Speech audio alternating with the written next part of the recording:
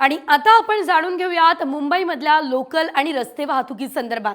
Local आणि रस्ते वाहतुकी सध्या सुरळीत आहे। काल पावसामुळे लोकल सेवेची अक्षरशः दाणादाण उडाली होती। रस्त्यांवर प्रचंड वाहतूक कोंडी झाली होती। मात्र मध्यरात्रीनंतर पाऊस थांबला, त्यामुळे वाहतूक आता सुरू आहे। मध्य आणि हार्बर रेल्वे 10 ते 15 मिनिट उशिराने धावत आहे। तर ईस्टर्न एक्सप्रेसवेवरून याचाच आढावा घेतला आमचे प्रतिनिधी सचिन गाड यांनी।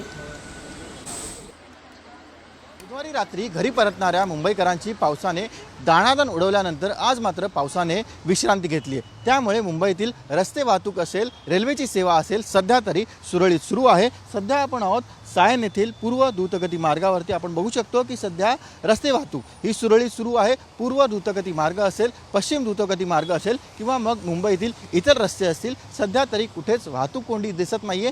काल मुंबईत पावसाने अक्षरशः हाहाकार माजवला होता। केवळ 6 तासात तब्बल 250 मिलीमीटर पावसाची नोंद करण्यात आली आणि त्यामुळे मुंबईकरांची अक्षरशः तारांबळ उडाली होती। मुंबईत ठिकठिकाणी पाणी साचलं होतं आणि त्यामुळे मोठ्या वाहतूक कोंडीचा सामना मुंबईकरांना करावा लागला। एवढाच नव्हे तर या सतत पडणाऱ्या पावसाचा परिणाम हा रेल्वे सेवेवर देखील झाला होता। ठिकठिकाणी फलाटांवरती पाणी साचल्याच्या घटना सुरू होत्या आणि त्यामुळे मध्य रेल्वेची सेवा विशेष करून ही अतिशय संथ गतीने सुरू होती। मुंबईत काल एवढा पाऊस झाला की तब्बल 14 फ्लाइट्स देखील मुंबईतून वळवाव्या लागल्या आणि त्यामुळेच आज प्रशासनाने मुंबईतील शाळा कॉलेजेसना सुट्टी जाहीर केलेली आहे। एवढंच नव्हे तर मुंबईकरांना जर गरज असेल तरच बाहेर पडण्याचं आवाहन केलेलं आहे।